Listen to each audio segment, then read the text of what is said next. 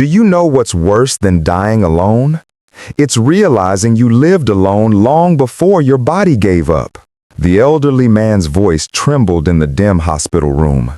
Nurse Cordelia Warren paused at the doorway, her hand still on the light switch. Her shift had ended 20 minutes ago, but something in Walter Brennan's eyes, a hollow emptiness that mirrored her own hidden grief, stopped her from leaving. "Mr. Brennan?" She stepped closer, her worn sneakers silent on the cold floor. "You should be resting. It's nearly 9. "Rest?" He laughed bitterly, the sound catching in his chest. "I've been resting for 3 years, ever since Helen passed. Resting while my son built his empire. Resting while birthdays came and went unmarked. Resting while I became invisible." Cordelia pulled a chair beside his bed, settling into it despite the ache in her lower back from 12 hours on her feet. "You're not invisible to me." Walter's weathered hand trembled as he reached for his water glass. She steadied it, noticing the tremor wasn't from illness, but from unshed tears. At 74, he'd been admitted a week ago with pneumonia and a heart condition the doctor said was manageable if he had someone to care for him at home. But the discharge papers remained unsigned. His son, Garrett, hadn't visited once. "My wife used to say I spoiled that boy," Walter whispered. "After she died, I threw myself into making sure he'd never want for anything. Paid for the best schools, connected him with powerful people, gave him seed money for his first business. He turned it into millions. And I turned into an obligation he couldn't quite abandon, but couldn't be bothered to acknowledge." Cordelia's throat tightened. She understood abandonment in ways Walter couldn't imagine. 7 years ago, she'd lost her parents in a cabin fire during their anniversary trip. A vacation she'd encouraged them to take, insisting they deserved time away. The guilt had carved out parts of her she'd never recovered. She'd become a nurse hoping to save others from the loneliness she couldn't save herself from. "Tell me about Helen," she said softly, intuiting that remembering love might ease the sting of current neglect. Walter's face transformed. For the next hour, he painted pictures with words. Helen's laugh that sounded like wind chimes. Her terrible cooking that he'd praised for 47 years. The way she'd garden in the early mornings while humming songs from their youth. Cordelia listened, occasionally asking questions, her presence a gentle anchor in his sea of memories. When the night supervisor poked her head in at 10:30, Cordelia waved her off. "Family emergency," she mouthed, knowing her record was spotless enough to afford one bending of rules. "You don't have to stay," Walter said, though hope flickered in his tired eyes. "I know, but sometimes we do things not because we have to, but because they matter." She adjusted his pillows, straightened his blanket, small acts of dignity often overlooked in the efficiency-driven hospital routine. "Besides, my apartment's just 4 walls and silence. At least here, I have company." Over the following nights, a pattern emerged. Cordelia would finish her shift, then return to Walter's room, with tea and graham crackers stolen from the nurse's station. They'd talk, sometimes about his past, sometimes about hers, often about nothing significant at all. She learned he'd been a high school English teacher before retirement, that he could recite Whitman from memory, that he'd once dreamed of writing a novel, but life had gotten in the way. "Dreams deferred," he said one evening. "They don't explode like Langston Hughes wrote. They just fade into the background noise of living." Cordelia had shared her own deferred dream then.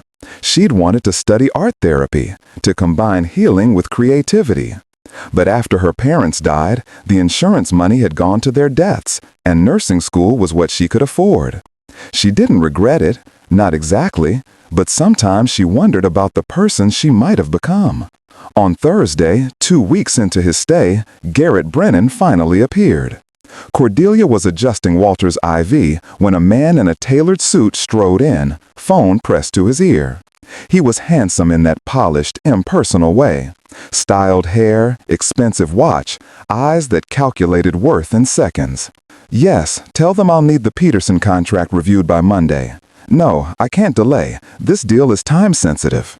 "Garrett." Walter's voice was small, hopeful. The son held up one finger. "Wait," and continued his call. Cordelia watched Walter's face crumble, that flicker of hope extinguishing like a snuffed candle. Something fierce rose in her chest. She stepped between Garrett and the bed. "Excuse me, you're in a hospital room with a patient who needs rest and attention. Either end the call or take it outside." Garrett looked at her as if noticing her for the first time. "And you are?" "Someone who's been here every evening this week listening to your father talk about the son he's proud of, despite that son not bothering to visit or call." Her voice remained steady, professional, but her eyes blazed. "Phone, outside, now." For a moment, Garrett's polished exterior cracked, revealing something uncomfortable. Shame, perhaps. He muttered into the phone and ended the call. "I've been busy." "Busy," Cordelia repeated flatly. "Your father had pneumonia. His heart is failing. Busy?" "Cordelia, that's all right," Walter began. "No, Mr. Brennan, it's not all right." She turned back to Garrett. "Do you know what your father did last Tuesday? He asked me to help him write letters to you, letters he never sent because he was afraid you'd see them as burdensome. Do you understand what it means to make yourself smaller so that others won't be inconvenienced by your existence?" Garrett shifted uncomfortably. "Look, my father and I have a complicated relationship." "Complicated." Cordelia's laugh was brittle. "Here's what's not complicated. That man raised you, loved you, sacrificed for you. And now, when he needs you most, you're reviewing contracts and closing deals. I lost my parents in a fire 7 years ago. I'd give anything, everything, for one more conversation, one more hour. You have that chance right here, right now, and you're squandering it. For what? Money? Status? Things that won't matter when you're the one lying in a hospital bed wondering why nobody came." The room fell silent except for the steady beep of monitors. Garrett stared at her, something shifting behind his eyes. Walter had tears streaming down his weathered cheeks. I need some air," finally said, his voice rough. He left, the door clicking softly behind him. Cordelia sagged into the chair, suddenly exhausted. "I'm sorry, Mr. Brennan, I shouldn't have." "Thank you," Walter interrupted, grasping her hand. "Thank you for saying what I couldn't, for seeing me when I'd convinced myself I'd become invisible." That night, Garrett returned, without the phone. He pulled a chair to his father's bedside and stayed until morning. Cordelia watched from the doorway as father and son talked, really talked, for what Walter later told her was the first time in years. The conversation wasn't magical or instantly healing, but it was a beginning. Over the following week, Garrett came daily. The visits were awkward at first, weighted with years of mutual disappointment. But slowly, carefully, they began reconstructing a bridge grief and ambition had burned. Walter shared stories of Garrett's mother, of the childhood memories he'd been too proud to voice. Garrett confessed his own pain, how he'd buried himself in work after Helen's death because stopping meant feeling, and feeling meant drowning. "I was angry at you for moving on so quickly," Garrett admitted one afternoon, Cordelia present but quiet in the corner. "Mom died and you just kept teaching, kept gardening, kept existing like nothing had changed. I thought you didn't care." "I cared so much I thought it would kill me," Walter whispered. "Routine was survival. But I see now, I survived at the cost of truly living. And I let you drift away because I didn't know how to tell you I was dying inside too." Cordelia watched father and son embrace, their tears mingling, and felt her own grief shift. Not disappearing, but softening into something bearable. Sometimes healing wasn't about forgetting or fixing. It was about showing up, even when showing up hurt. On discharge day, Walter's prognosis had improved remarkably. Human connection, one doctor noted, was often better medicine than prescriptions. As Cordelia helped him into the wheelchair, Walter pressed an envelope into her hands. "Don't open it until you're home," he instructed. That evening, alone in her apartment, Cordelia opened the envelope. Inside was a check that made her gasp, $50,000, and a letter in Walter's careful handwriting. "Cordelia, you gave an old man his life back by reminding him he was worth seeing. This is not payment. This is an investment in deferred dreams. Study art therapy. Paint. Create. Live the life you've been too busy surviving to pursue. Kindness creates ripples. You created a wave. With deepest gratitude, Walter." Beneath was a note from Garrett. "My father told me about your parents. I've also established a scholarship in their names at the state art therapy program. It seemed appropriate that their memory should help others heal.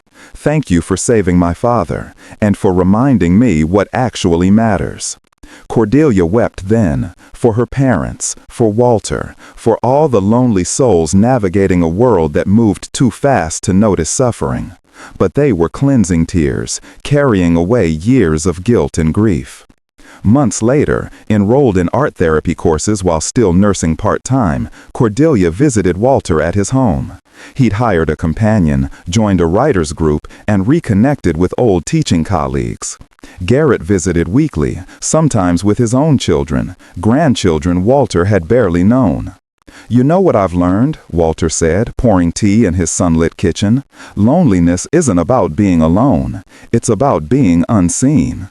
You saw me, Cordelia. That simple act of seeing, of staying when you could have left, of caring when caring wasn't convenient, it changed everything." "You saw me too," Cordelia replied softly. "Two lonely people finding each other in a hospital corridor. Proof that kindness isn't grand gestures, it's presence. It's choosing connection over convenience, humanity over habit."